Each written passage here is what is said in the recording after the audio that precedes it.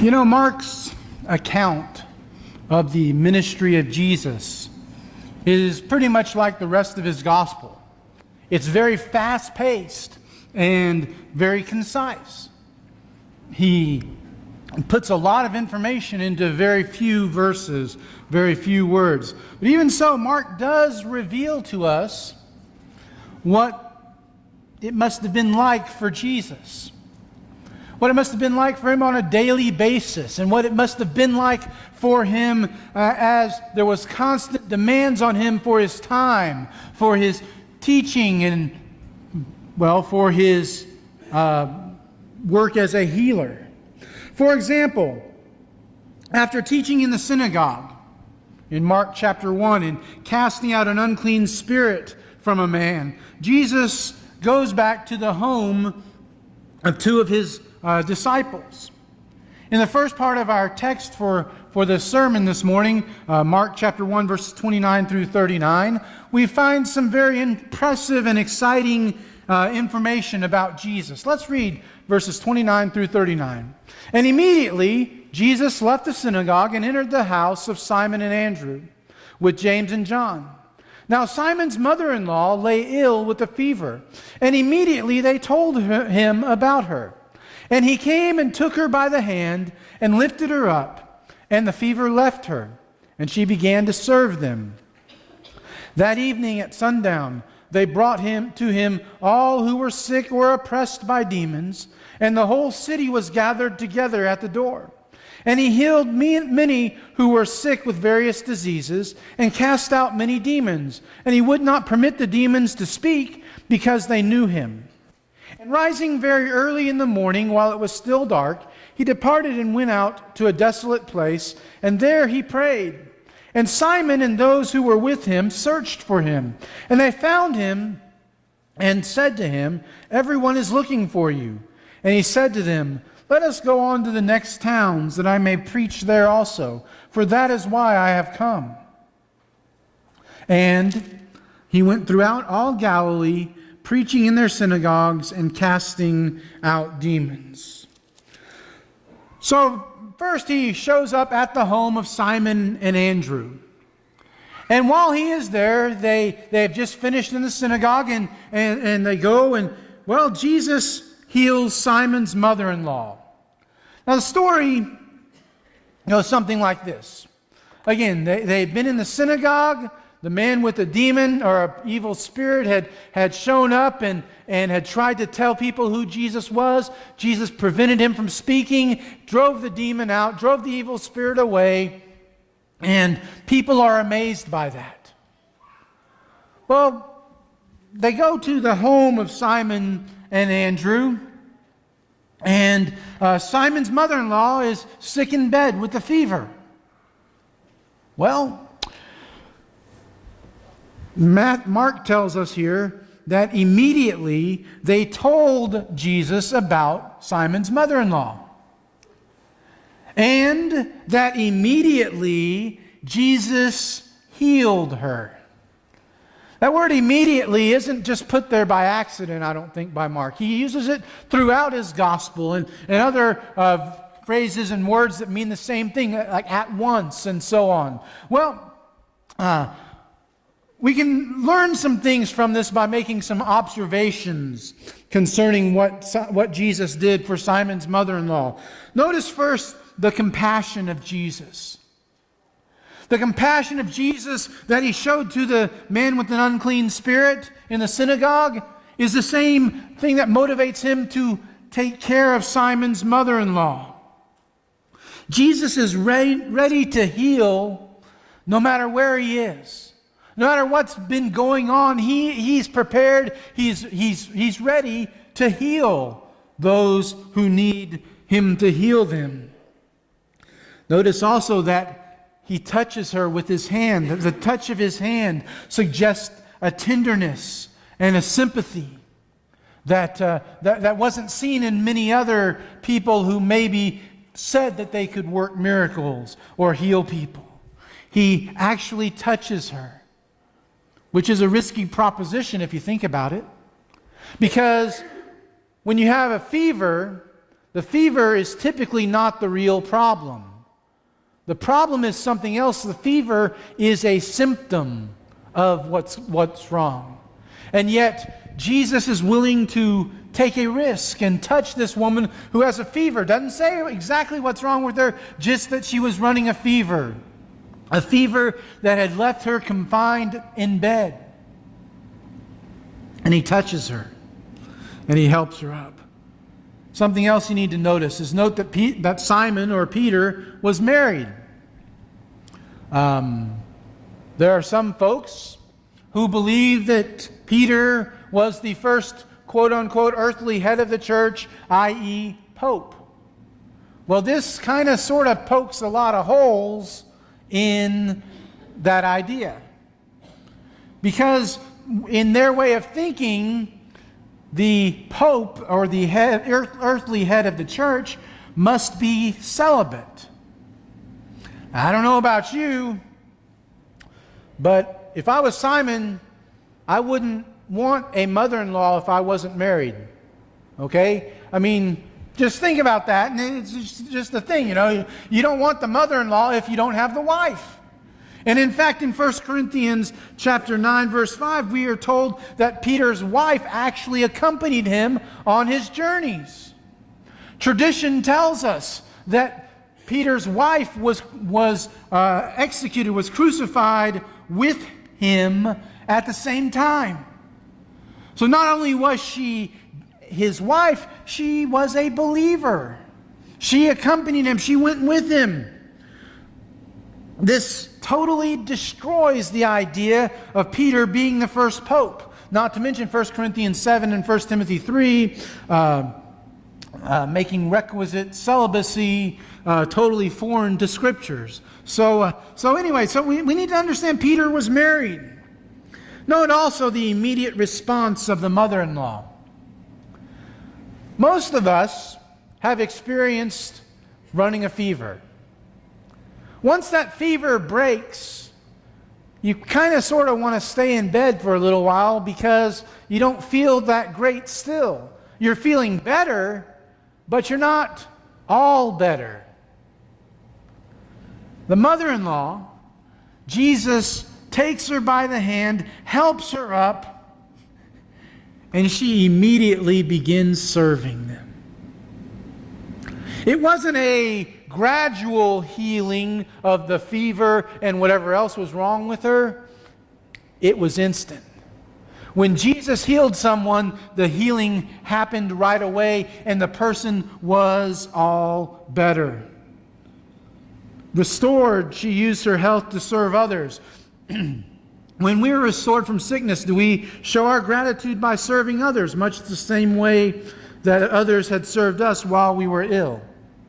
As the day draws to a close, Jesus' work, you might think, would be done, but it's not. Because you see, he had driven out the evil spirit, the unclean spirit, in the synagogue, and he had healed Simon's mother-in-law. Now, when you do stuff like that, word starts to get around. People begin to talk. And well, Jesus heals many after sunset. The story, as we read a few moments ago, it's evening. Many people assemble at, apparently, Simon and Andrew's home. After sunset. Why would they wait until after sunset? Because remember, all of this had taken place on the Sabbath day. That's why they were at the synagogue, it was the Sabbath day. And so the people wait until after sunset, so it's no longer the Sabbath, because the Sabbath ended at sundown. And all those who were sick and those who were demon-possessed were brought to him. And Jesus heals many. In fact, Mark 1:34 says he heals many. If you look at Matthew's account, though, Matthew 8, verse 16, Matthew says he healed all who were brought to him. And all who were brought to him were many. There were a lot of them. There were a lot of people who, in that city, in that vicinity, needed to be healed, and Jesus healed all of them. That's very important to understand.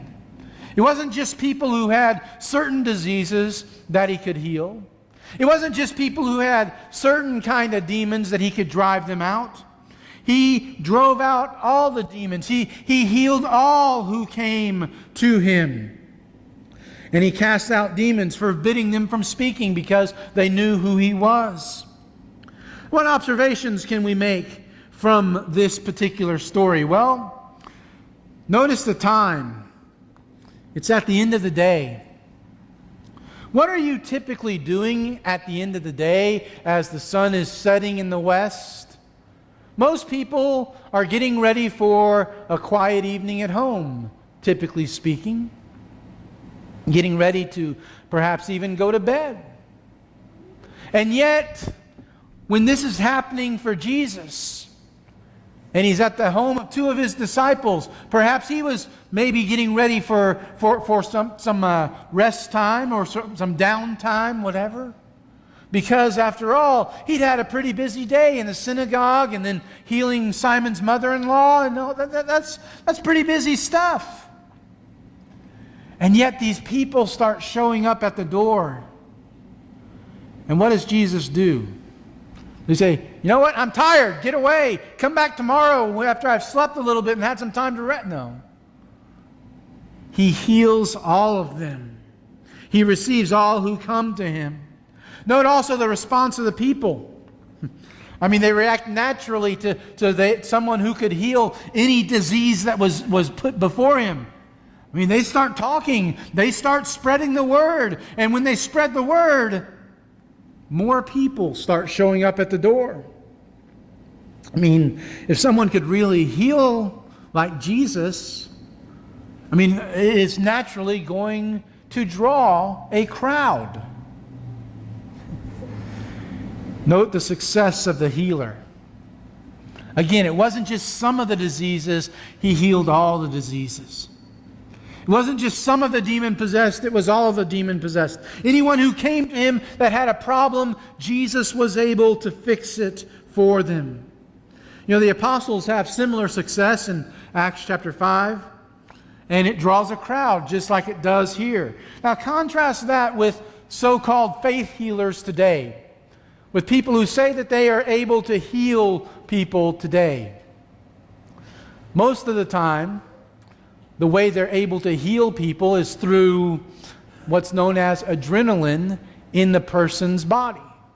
They get excited, they're able to, if they're not able to walk, they're able to take a few steps while they're on stage with them and everything, but then after that adrenaline wears off, what happens? They find themselves not just back like they were, but in some instances, they find themselves even worse off than they were before because they took those few steps without the aid of their crutches or etc. Following such a long day of teaching and healing, what do you suppose once Jesus was able to get in bed and get some rest, what do you suppose he did? He slept late the next day because that's what any of us would do, right? No. Very early the next morning, Jesus takes time to pray. The story, Jesus rises early in the morning, even before daylight, even before the sun has come. Now remember, he's been healing late into the night, possibly into the early morning. Everyone who had come to be healed.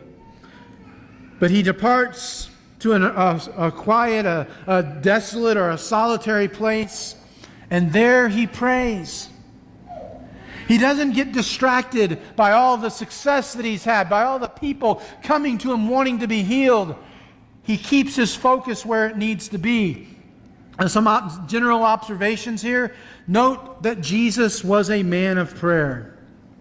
In fact, Mark tells us several occasions when Jesus prayed. After he had fed the 5,000, Mark chapter 6, he goes up on a mountainside to pray. In Mark chapter 14, he tells us about the Garden of Gethsemane the night before Jesus would die. And you see, he spent time in prayer.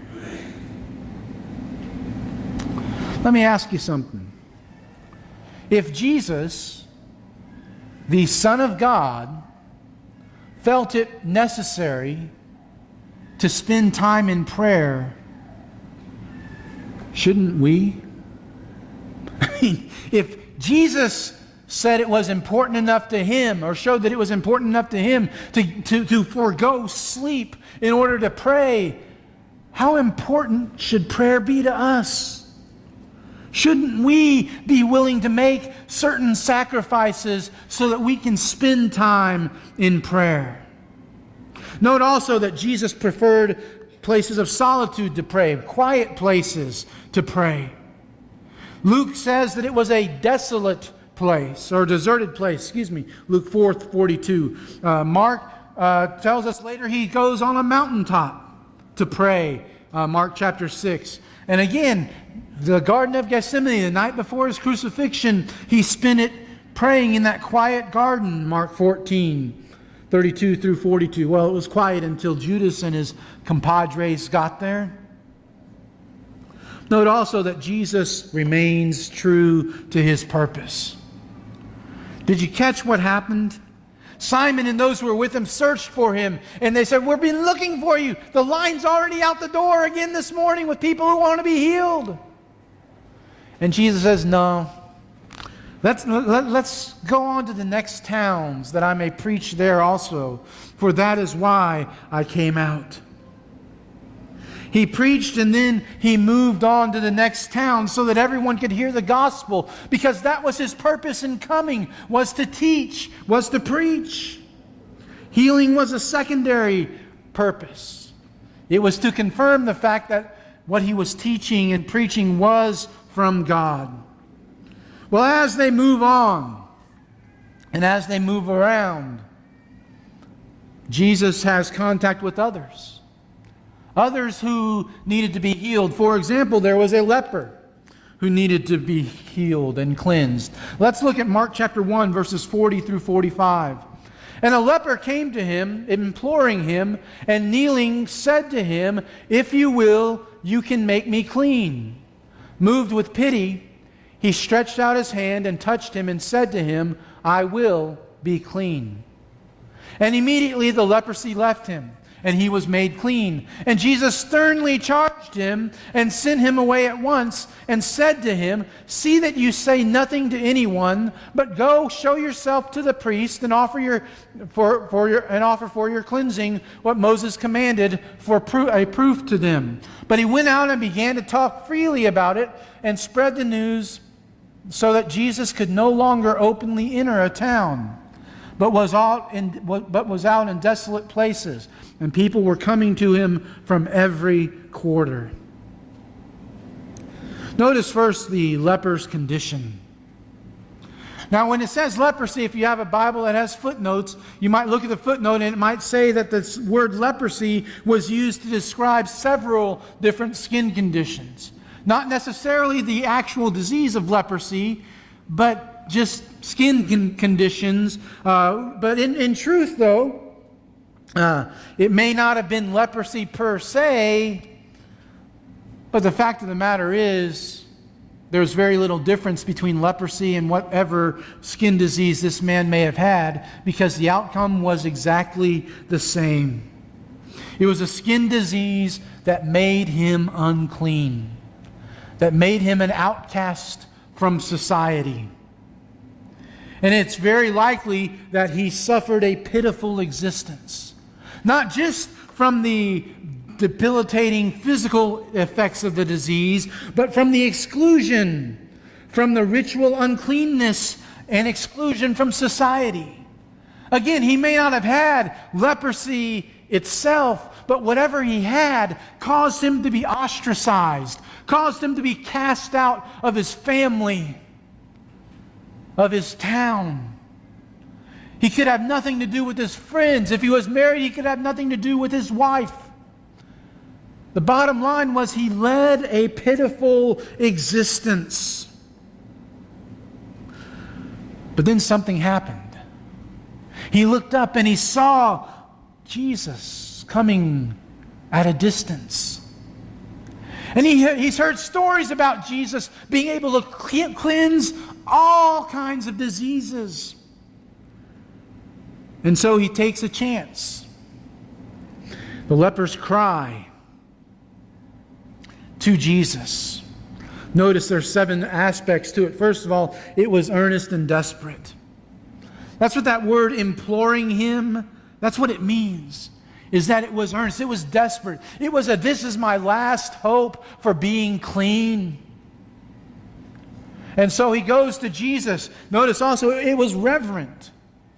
He doesn't just implore Jesus, he kneels before Jesus. He kneels, showing that reverence. It also was humble and submissive. The kneeling would indicate that, but also the fact that he says, if you will. He says, Jesus, this is up to you. If you will. Humble and submissive. Notice it was believing as well. He says, if you will, you can. That word can, just 3 little letters, right? But very, very important. There is not a doubt in this man's mind that Jesus can heal him. That he can take care of this issue. That he can take care of this problem. Not a doubt in his mind. It was believing. And not only that, it was specific. If you will, it's up to you, Jesus. You can make me clean. Very specific. Very specific in that he doesn't say, if you can, you can bless me. You know what I'm talking about. If Jesus, if you can, then you can just do whatever it is that I need. He was very specific. If you will, you can make me clean. Notice also it was personal. Make me clean. He says, it doesn't say, Jesus, I know you can cure leprosy. I know you can cure whatever skin disease that I have. He doesn't say, I know you can make the blind see and the lame walk and the deaf hear. He says, I know you can make me clean. Lastly, notice that it was brief. He doesn't go on and on about all the reasons why he deserves to have Jesus make him clean. He doesn't talk about his life beforehand and how wonderful it was and how great it was, and then he got this disease and now he's outcast and he's been taken away from society and he really needs to get back. He doesn't go on and on. In fact, in our text, 8 words. That's it. You want to know something even more amazing? If you look in the original language, it's only 5 words. That's it. And you know what? It was successful. It was successful because Jesus cures him, cleanses him. The leper's cleansing, it was actuated by Jesus' compassion. Jesus is moved with pity, the text tells us. His compassion is seen throughout his life, throughout the things that he did. It's actuated by Jesus' compassion. You see, the answer to the age-old question, does Jesus care? Is exactly what the songwriter said. Oh, yes, he cares. I know he cares.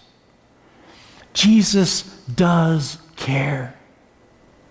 And his care prompts him to act for us. It was actuated by Jesus' compassion. It was accompanied by Jesus' touch. Very similar to Peter's mother-in-law. Only this was a little bit more obvious, the risk. The risk was a little bit more obvious. Because you see, this guy had a communicable, a contagious skin disease. That's why they were always sent outside of the camp or outside of the city or sent somewhere else.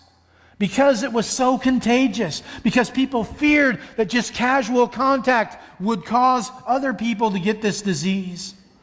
And Jesus touches him. He touches him.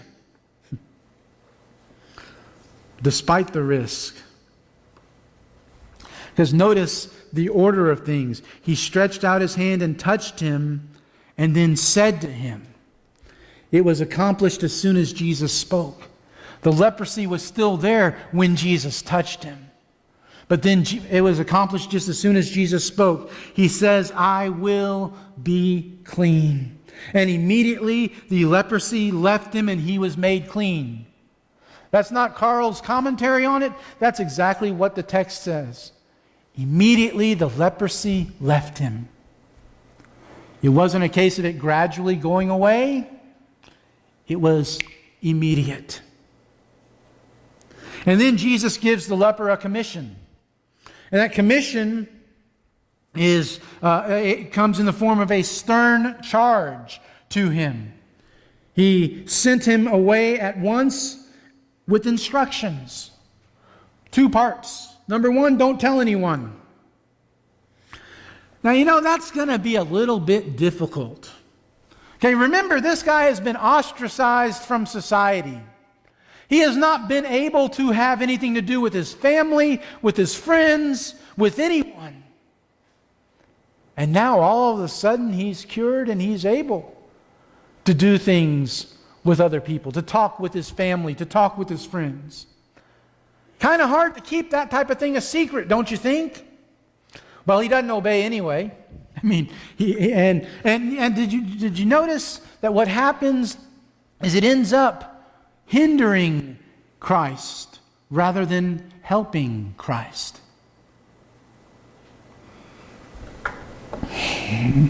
The second part is do what the law says to do.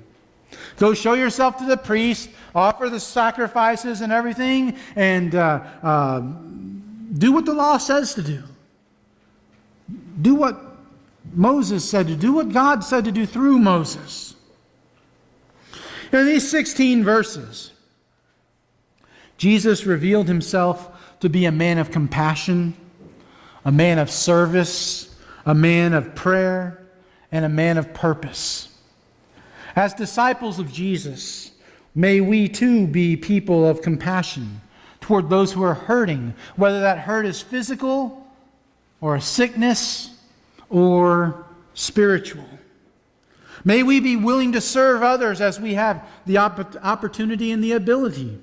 May we be people of prayer, taking the time and finding the place to pray. A place that we can pray uninterrupted. And may we be people of purpose, especially in regards to fulfilling the commission that Jesus has given to us. And not disobey it like the leper did, causing all sorts of problems for Jesus, but obeying it. Going into all the world and making disciples of all nations. Are we being true to that commitment, that commission, or are we like the leper doing what we think is best? Many people would have the church focus on social needs rather than spiritual needs. And you know what? That just causes more problems for those who want to be spiritual, who want to focus on the spiritual. There are places that call themselves churches that are more about having a good time than they are about being cured of the disease of sin that all of us are cursed with. There are places where they want to have fun, but they don't want to have the sun. We need to understand that when it comes to church, when it comes to the way that we want to live our lives, if Jesus is our Lord for real, then we are going to do what He tells us to do. We're going to live the way He tells us to live. We're going to go the places He tells us to go. We're going to say the things He tells us to say. We're going to let Him really, truly be in charge of our lives, because that's what it means for Him to be our Lord. Is He your Lord? Are you doing those things that He has told you to do, or are you doing what you think is best? Because as long as you're doing what you think is best, you're your own Lord. But when you do what Jesus would have you do, what He says to do, what He says is best, then He is your Lord. If He's not your Lord this morning, let's make Him your Lord. Maybe you've never taken that initial step by being immersed in the waters of baptism for the forgiveness of your sins. If that's your situation, then there's no better time than right now for you to make that commitment, for you to take that step. Or maybe you've taken that step, but since that time, well, there's been other things come into your life. Maybe friends, family, or just yourself that have taken over that top spot, that have taken over that number one spot in your life.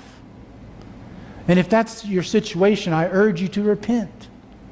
Repenting might just mean you need to privately say a prayer where you're at, asking God to take control of your life back. Or repenting might involve and require a public response. If that's the situation, then we want to give you that opportunity. If you're subject to the invitation of Jesus for any reason, won't you come to the front now as we stand and sing together?